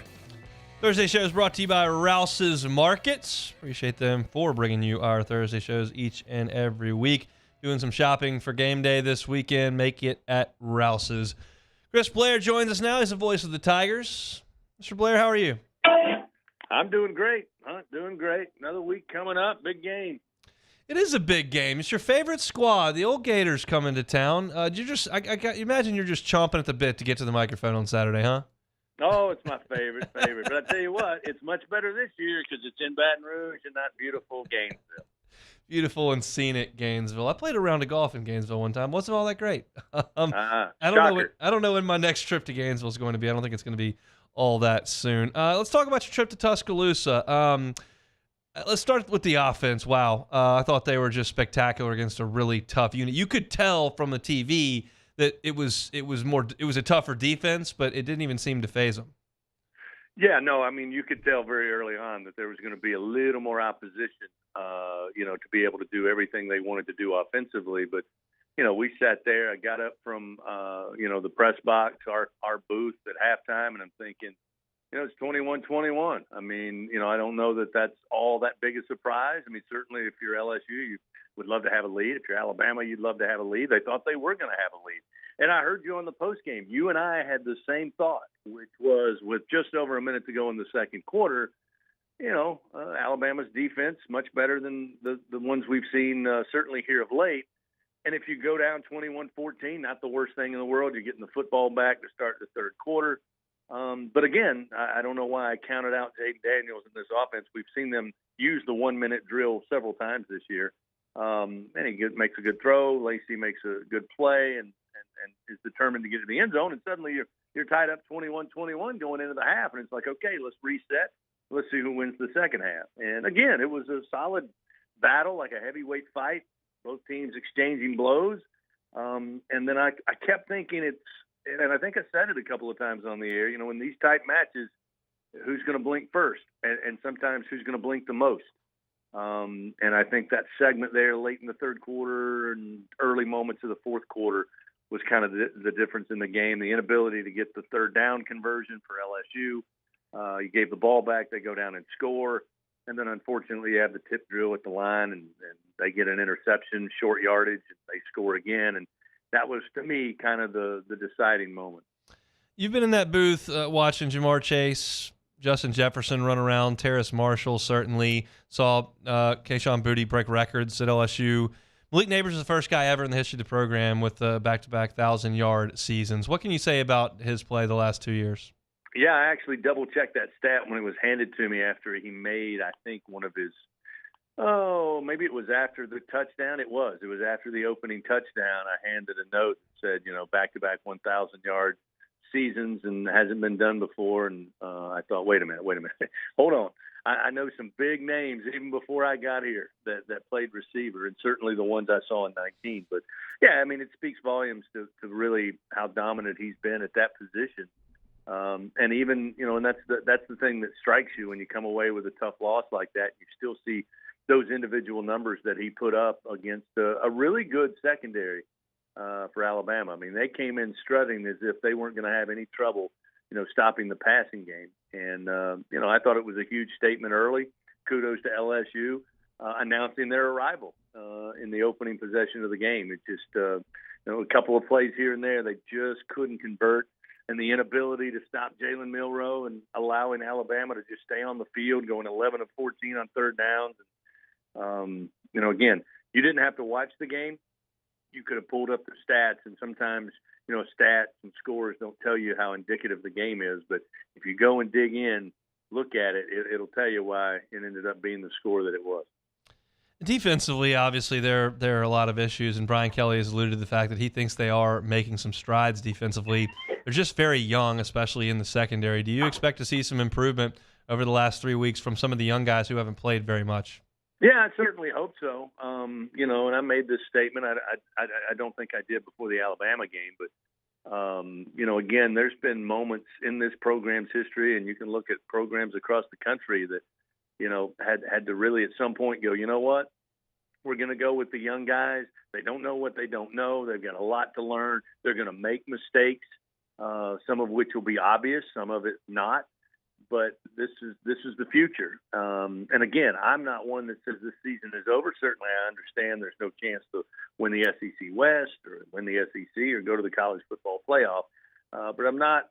I think there is something to play for. And if nothing else, if you can convince 18 to 21, 22-year-olds, it's for the future and not so distant future, and to go out there and play and learn, make mistakes. I look at Toviano on Saturday. He got out of position on that first touchdown run for Jalen Milroe. Second time around, they pulled the same play to the near sideline. He was at home. Now, he took a pretty good shot, but he was in position. So you see how, he was able to learn. I don't need to give him that lane and hold the edge. So, I mean, I think it's a great opportunity for them. And frankly, they wouldn't be in an LSU uniform if they weren't talented. So now they just need experience, and these are 3 very important games, and I think they'll get some experience this weekend against Florida, because if Graham Mertz and Florida plays well, and they haven't a lot, but when they have played well, the passing game's been a big part of it. Yeah, what have you seen from Florida in the preliminary work that you've looked at? We just had a Florida guest on in the last hour, and it's been a little Jekyll and Hyde for them this year.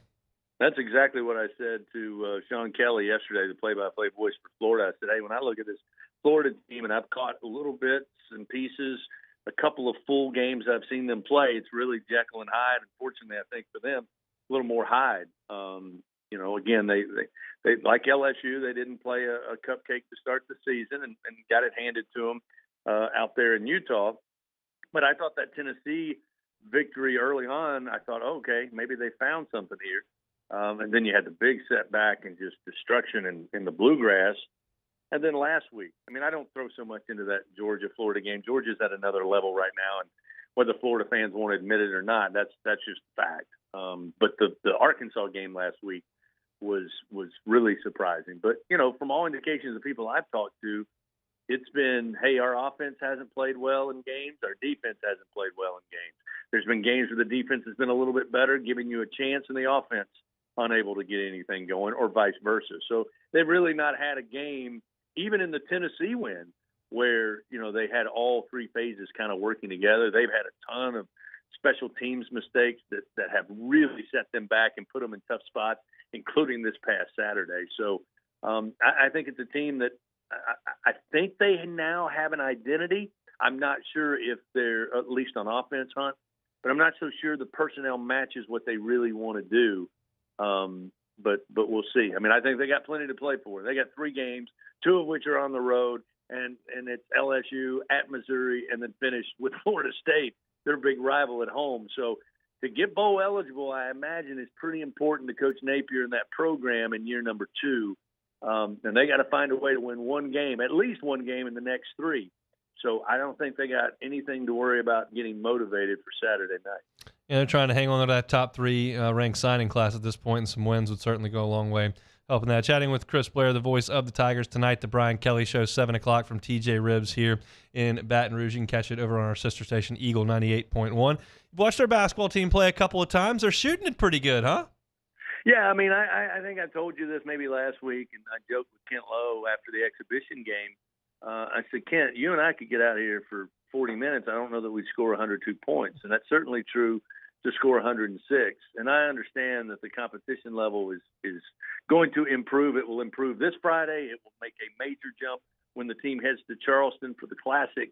And it will get tougher as the season goes along, obviously, in conference play.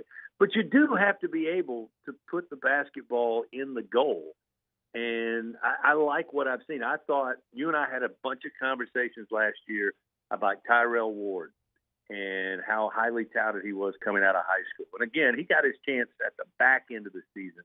But he looks like a different human being, Hunt. I mean, he looks bigger, more physical. And he certainly looks more confident on the offensive end. And I think Jalen Reed, who has transformed his body as well, he looks leaner. He was always very athletic, but he looks in better shape to me. So kudos to the strength and conditioning. And if you can shoot the basketball and you can get really solid play inside from Will Baker, and John Brady is already the president of the Will Baker fan club because he's not a traditional back to the basket Shaquille, Ralph Sampson, Sam Bowie type of player, but he has that skill set. And John loves his patience, that once he gets in there, he slows the game down. Suddenly he's got like a 360 Batman radar where he knows where everybody is. Is his defender on which hip? Is he behind him? Where are the other players? Is a double team coming? Where is my guy that's open? He's got that kind of game. And, when he's around the rim, if they're not going to double team him, he's got great skills to get to the basket and finish. And then we saw him step out and hit 2 3-pointers, which we knew was part of his game as well. So now suddenly you have a threat of bringing the opponent's big guy out of the lane, which may allow Trey Hannibal, Tyrell Ward, Mike Williams, and those guys be able to, get downhill and get to the rim. So I think the addition of Will Baker and his play is a huge feather in the cap for Coach Matt McMahon because it allows him to do so much more. When you don't have an inside threat and you're simply relying on perimeter and three-point shooting, even for good teams, that's tough. But I think what we've seen so far, you got to be optimistic. I think this team is a lot more athletic than a year ago. I think they've got more size, obviously, and I think they've got some more skill. LSU and Nichols on the hardwood Friday night in Baton Rouge. If you'd like to go check that out at the PMAC, 7 o'clock. Also on Eagle 98.1, Chris and John Brady will have that call. And then Saturday night in Death Valley, 6:30 for LSU and Florida. Tonight, Brian Kelly Show from TJ Ribs. Voice of the Tigers, Chris Blair, with us every Thursday. Thank you, sir. We'll see you Saturday. All right, Hunt. Have fun. We'll see you Saturday night. Sounds good. He is Chris Blair. I hope to be out in the Tiger One Village on Saturday afternoon. The weather forecast is depends on the app you're looking at. Depends on the forecast you're looking at. Get fired up on the pregame show at 4:30 and certainly by kickoff at 6:30. But we'll just have to see Saturday what the weather does hold. Take a time out. Come back. We got 30 minutes to go here on a Thursday edition of the Hunt Palmer Show. The Hunt Palmer Show. Get ready to start the NFL week off right. Right now, all customers get a no-sweat same-game parlay for Thursday Night Football. And trust me, folks, when you see this matchup, you really probably need to get some money down on it to enjoy it. Just place a 3-leg same-game parlay on this week's game between the Bears and the Panthers. Whew! You get bonus bets back if you don't win. NFL same-game parlays are the perfect way to combine your bets for a chance at a bigger payday. Build your own or choose from one of your popular same-game parlays pre-built for you in FanDuel's top-rated sportsbook app. Visit FanDuel.com/1045ESPN so you don't miss out on your chance to get a no-sweat same-game parlay on America's #1 sportsbook. FanDuel, an official sports betting partner of the NFL. Must be 21 and present in Louisiana. Refund issued and eligible bonus bet that expires 7 days after receipt. Max refund $5 unless otherwise specified. Restrictions apply. See terms at sportsbook.fanduel.com. If you or someone who has a gambling problem and wants help, call 1-877-770-STOP. Our listeners fire up their opinions on the jimsfirearms.net hotline at 499-1045. Keep listening for your next chance to shoot us your thoughts with the jimsfirearms.net hotline on 1045 ESPN Baton Rouge. Follow us on Twitter at 1045ESPN to cast your vote in the Citizens Bank and Trust Poll of the Day. Vote daily inside Off the Bench, live at lunch, Hunt Palmer. And after further review, Citizens Bank and Trust brings you the Poll of the Day via Twitter at 1045ESPN. His name was Cain. He had a horse along the countryside. I saw him ride. One day they found him.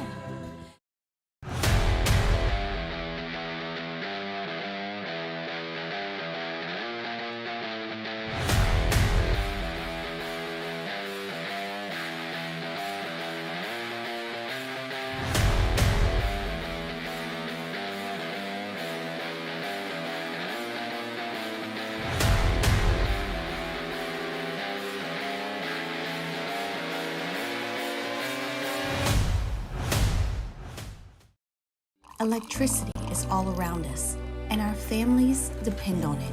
Every day is sparked by the power of a cold drink or a warm meal, a movie night, and a comforting light at the end of a dark hallway. From sunrise to sunset, playtime to bedtime, our team is ready to take care of your electrical needs, even in the case of an after-hours emergency. The light in your life shines brighter with Mr. Electric. Running Boards Marketing can help you get their attention. Imagine your brand's message on a giant LED billboard truck that can't be skipped and is nearly impossible to ignore. Running Boards Marketing is the leader in effective and affordable advertising on digital mobile billboards, which are 2 times more effective than traditional billboards. With a 97% recall rate, you'll leave a lasting impression with your customers.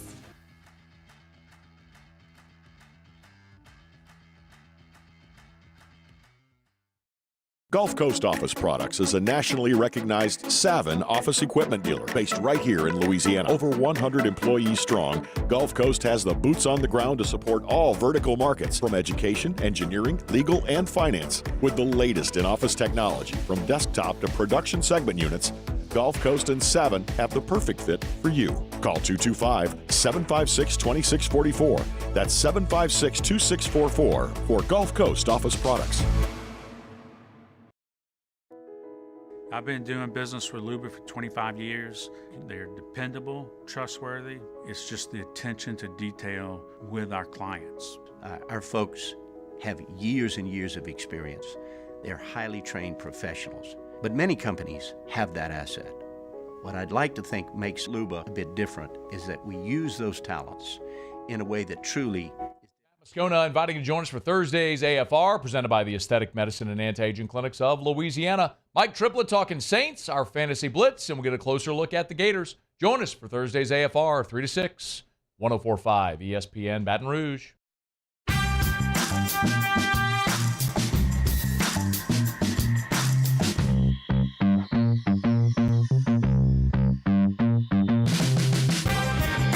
You're listening to The Hunt Palmer Show, brought to you by Rouse's Supermarkets. 104.5 ESPN Baton Rouge and Citizens Bank and Trust invites you to bling in the holidays. You can register today at 1045ESPN.com to win $10,000 custom piece of jewelry handcrafted by Stuart Selassie himself. $10,000! Usually say some fairly large numbers on this show when we do some giveaways. $10,000 is substantial. So bling in the holidays with Citizens Bank and Trust, Selassie Jewelry, and 104.5 ESPN Baton Rouge. Tomorrow we'll have our Football Friday, and I'm probably going to talk. Well, not probably. I am going to talk significantly about what I think about this LSU and Florida game in terms of matchups, X's and O's. Maybe we'll have more information on Jaden Daniels tomorrow. Maybe we won't. Depends on what Brian Kelly says tonight. By the way, Citizens Bank and Trust poll question of the day. Do you believe Brian Kelly will rule Jaden Daniels in or out tonight when he meets with the media? Yes or no? I believe he will not. I think he's just going to let it play out because I think that's what coaches prefer to do. Maybe that's actually how he feels, but I feel like coaches prefer to do that when they're kind of keeping their opponent in the dark. But I'm going to get into matchups and whatnot tomorrow, so I'm probably not going to talk much about the weather. I'll briefly do that now, and then I'll get to a stat on Florida's offense, which jumped out at me a little bit. The weather doesn't look great for Saturday. There's probably going to be some rain in the area. It doesn't look like a total washout, and quite frankly, the field will probably be just fine when they fire it up. I don't think it's going to be some sort of deluge that completely impacts the entirety of the game. They're not playing through a tropical storm here. We're just going to play some football, and it may rain a little bit. But I always say that the rain does not necessarily benefit the team that wants to run it more. The rain does not necessarily hurt the team that wants to pass it more, although it does create some variables there. The rain, in my opinion, benefits the lesser team because it brings chance into the equation. It brings a DB slipping. It brings a missed tackle that may have never happened on both sides. It brings a slippery football that would not have been dropped or fumbled and otherwise. And those things happen regardless of how good your team is. If you're the number one team in the country playing the number 68 team in the country, your guy's just as likely to slip coming out of a break. You're just as likely to fumble if you're a really good player or if you're a very average player. It just neutralizes a talent advantage. And I don't know that there's a massive talent advantage one way or another in this game outside of LSU's quarterback piloting his offense.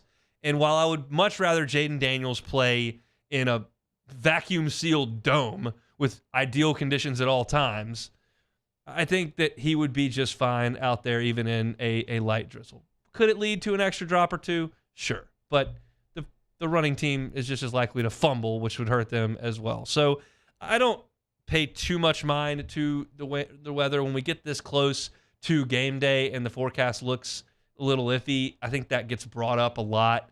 I'm not going to do it really at all tomorrow. I just wanted to briefly touch on that. I'm not concerned about it, like I said, but we'll see what happens coming up on Saturday. One statistic that did catch my eye is that on Saturday night in Tiger Stadium, you will see the two best red zone touchdown conversion teams in the Southeastern Conference by a fairly sizable amount. Now, LSU has been in the red zone 45 times to Florida's 36, so it's 9 more attempts by LSU, and LSU is better in terms of conversion. LSU is 32 out of 45, 71% in the red zone. But Florida is second best in the red zone offensively at 69% touchdown conversions. They have scored 25 touchdowns in 36 attempts. The other cast, like you would think Missouri would be up there. You would think Ole Miss would be up there for sure. And you would certainly think that LSU would be up there. I don't know that I would have necessarily put Florida in that conversation because they struggled so badly against Utah, but then they didn't get to the red zone very much. They struggled so badly against Kentucky on offense, but I guess you don't create a lot of red zone opportunities. They weren't great on offense against Tennessee. They did score a lot of points against South Carolina and against Vanderbilt, and they did a decent job on Georgia, putting some points on the board, and they did score a fair amount last week against a bad Arkansas team. But I think it says something about the offensive execution, the quarterback play, and the play calling when you are an excellent team in the red zone. And Florida has certainly been that through 9 games this year. That surprised me to see the Gators up there that high. The other statistic that I think is really relevant, although there are a lot more variables in it than red zone conversions, is third down conversions. And LSU is obviously the best team in the Southeastern Conference in terms of converting third down, and Florida's down there at 10th in converting third downs offensively. Florida converts 36% of the time. LSU converts 57% of the time. So while there are some really good pieces to Florida's offense, and they do run the ball very well, and Pearsall's been a great player, and Mertz has been rock solid, it's not the highlight reel. It's not the well-oiled machine that LSU is on the offensive side of the ball. I was just interested to see how Florida fared in the red zone. It turns out they're fantastic. It will come to you as very little surprise as far as LSU goes in their red zone defense. LSU is the worst in the conference in terms of allowing scores. LSU is the worst in the conference in terms of allowing touchdowns. LSU allows touchdowns in the red zone 74% of the time. Teams, not points, touchdowns 74% of the time teams get in. In terms of points, LSU allows 30 of 31. They've only gotten one red zone stop the entire season. And quite frankly, as I look back, I don't even remember what that was. It very well could have been a team running out the clock and taking a knee. I don't even remember what that may have been. But I'll get deeper into it tomorrow.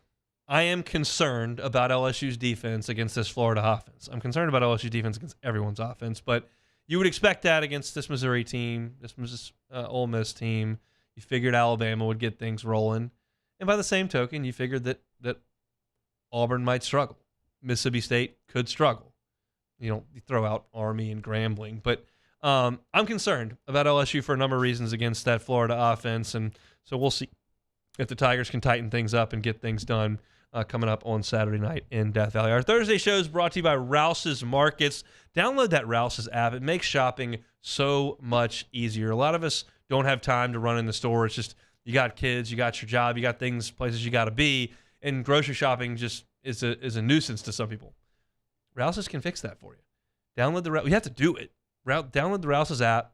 Let your personal shopper go into the store, do your shopping for you, set that pickup time, and they'll walk right out to the curb and hand you all your groceries. And the beautiful thing, if you spend $35, which is not very tough to do in the grocery game, then you're not going to spend an extra cent on curbside pickup. Spend over $100, use the code SAINTS20. You'll get $20 off of your grocery store order with Rouse's. We're there every single Friday as a station, the Rouse's Burbank and Lee. T-Bob will be there tomorrow handing out shirts and hats and cups, and sometimes some gift cards may become available if you come on by. T-Bob will have the prize wheel, and he'll be out there from 3 to 5, Rouse's Burbank and Lee, as we are each and every Thursday. So big shout out to Rouse's Markets for bringing you our Thursday shows. We will take one more time out. We got to play some Take It or Leave It. We'll be done for the day. It's the Hunt Palmer Show. You are now listening to the Hunt Palmer Show. Speaking of food, get on by Jersey Mike's. I'm going for lunch tomorrow. Highway 30 in Gonzales near the New Heritage Shopping Center. I will be there pre-show tomorrow. Haven't made the decision yet. I've got like 20 hours, so I don't necessarily have to decide whether I'm going with the club sub, which is phenomenal, or if I want one of the cheesesteaks. Man, they just cook it up right there on the griddle, heat it up, chop it up, melt that cheese. Everything that you order at Jersey Mike's is cooked to order, whether it's the sliced deli meat right in front of you or that delicious cheesesteak, steak, or chicken that's heated up right there in front of you. Plus, their catering's awesome. If you're heading out to campus, don't want to fire up the cooker, well, Jersey Mike's can help you out with tailgating. If you're going out to see a high school game tomorrow, Jersey Mike's can help you with that as well. 20% off for our listeners at Highway 30 in Gonzales. When you get that catering platter, add the cookie platter, add the brownie platter.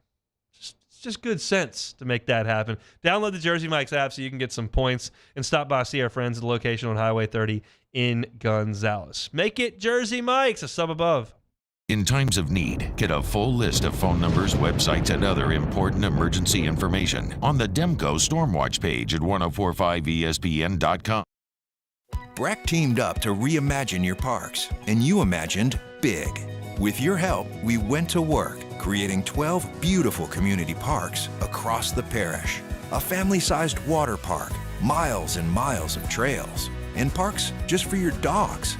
There are more places to splash, to explore, to run wild, and even soar. You imagined, we delivered. Gold.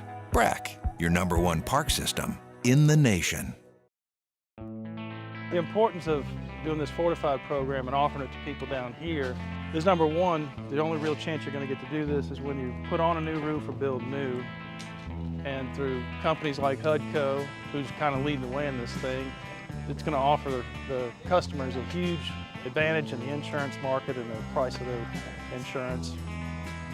We're not looking to make a fortune off fortifying. We're trying to give you a better product than our competitor at the moment. I'm trying to do something that he can. I'm trying to give you something better. So a lot of these insurance shops, you're getting a re-roof, you're only paying your deductible. Let's sit down and talk about the fortified and let's see what it does to your insurance premium. You're getting a steal. Yeah. You're getting a brand new roof and a fortified certificate for your deductible, essentially. And I think we're rocking and rolling.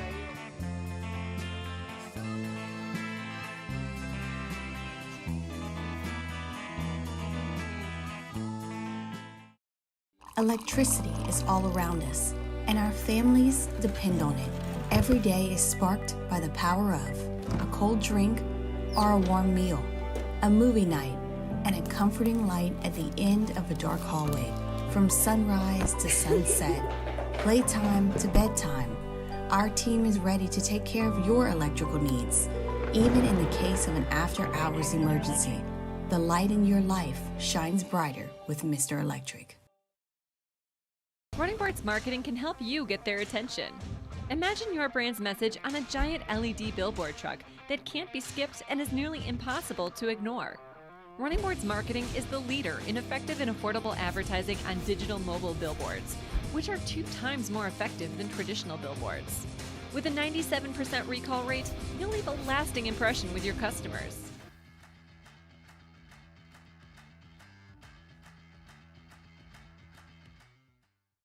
Gulf Coast Office Products is a nationally recognized Savin office equipment dealer based right here in Louisiana. Over 100 employees strong, Gulf Coast has the boots on the ground to support all vertical markets, from education, engineering, legal, and finance. With the latest in office technology, from desktop to production segment units, Gulf Coast and Savin have the perfect fit for you.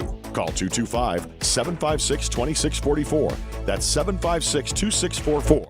Fridays, OTB. Football Friday, more like Frick Florida Friday. Alliterative celebration of the decimation of the Gators. And a brand new pontoon parlay. Off the bench, 7 to 10 a.m., 104.5 ESPN.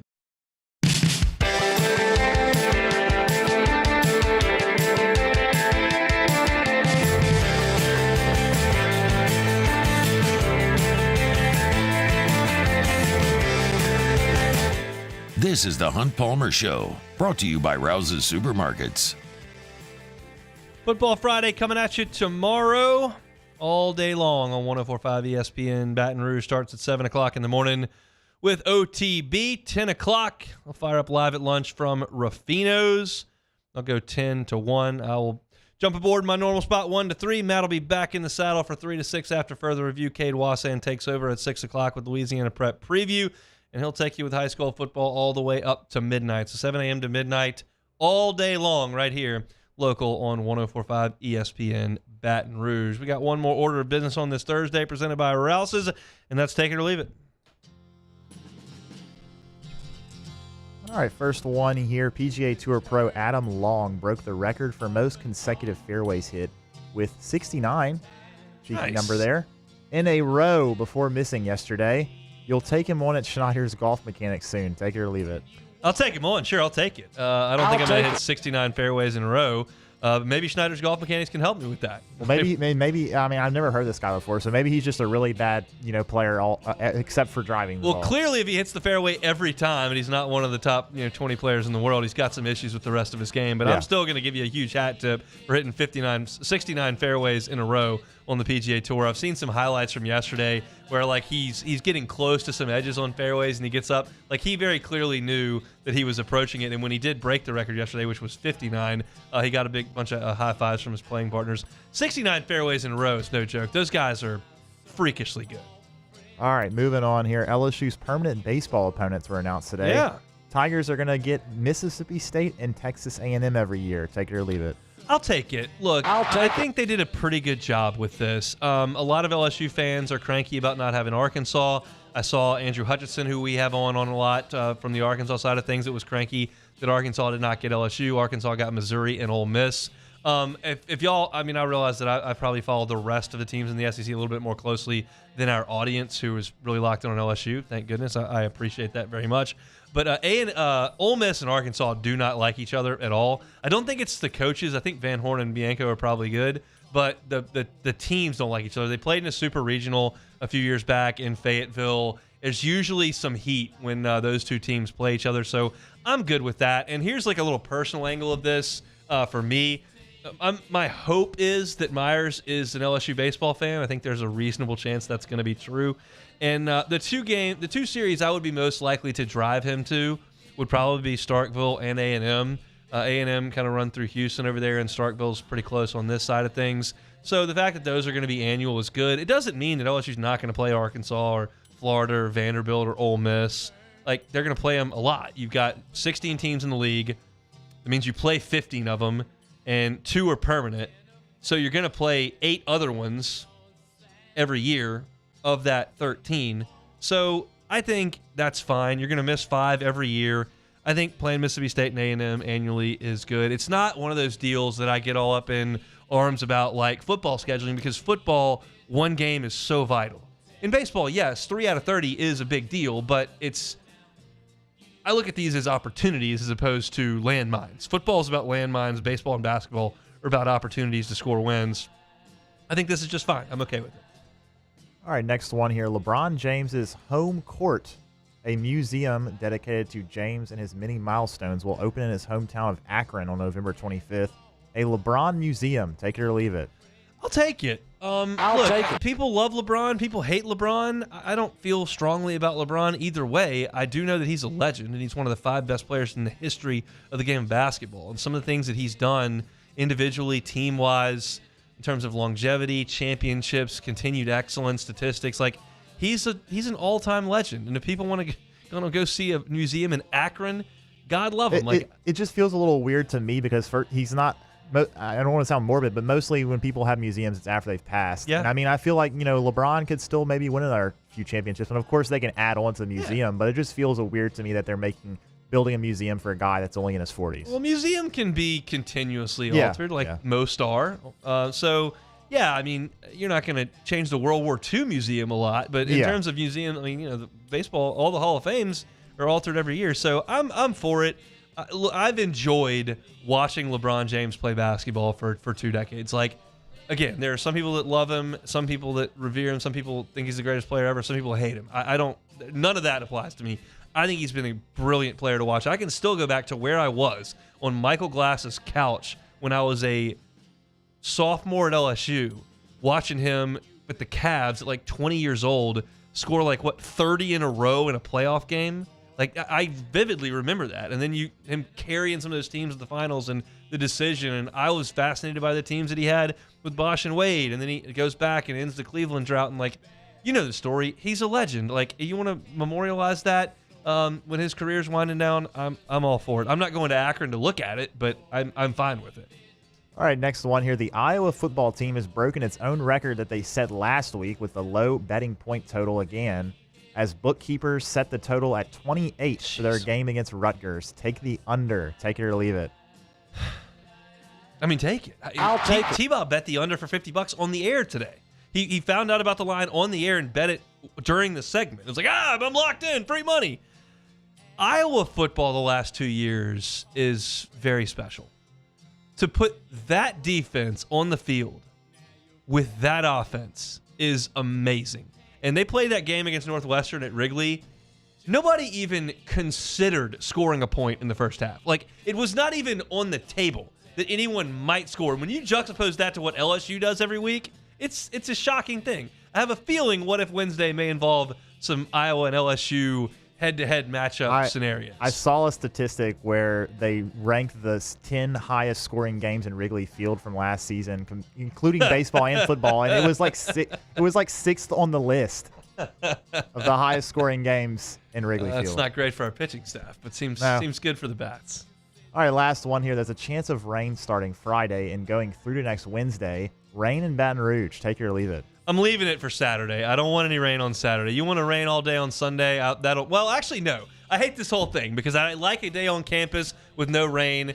I think that's awesome for a game day. And then LSU's supposed to play 18 innings of baseball on Sunday, and I'd like to go to some of that. And if it rains, that makes me cranky. So I'm out. I was in on rain a while ago when everybody's yards were burning up, mine very much included. It still looks terrible because it burned up in August. But we've now reached the point where it's not that hot. The grass is going to be all right.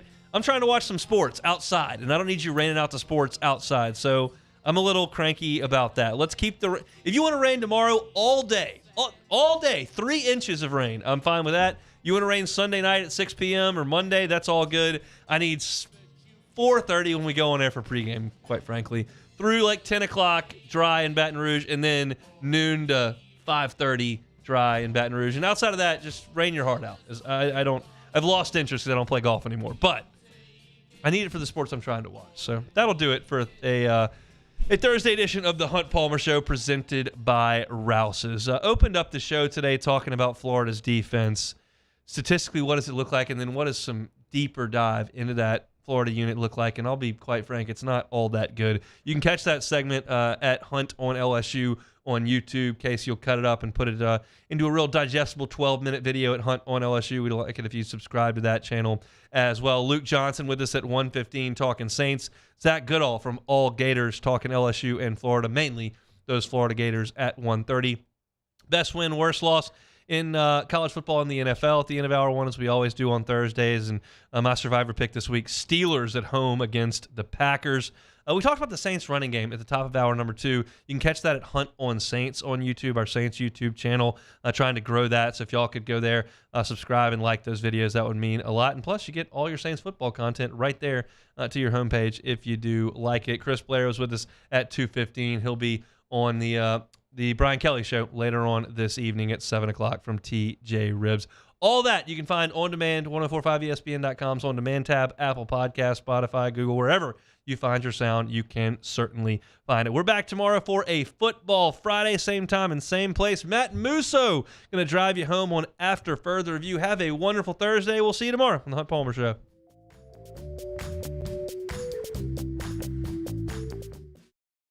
Gulf Coast Bank and Trust is giving our customers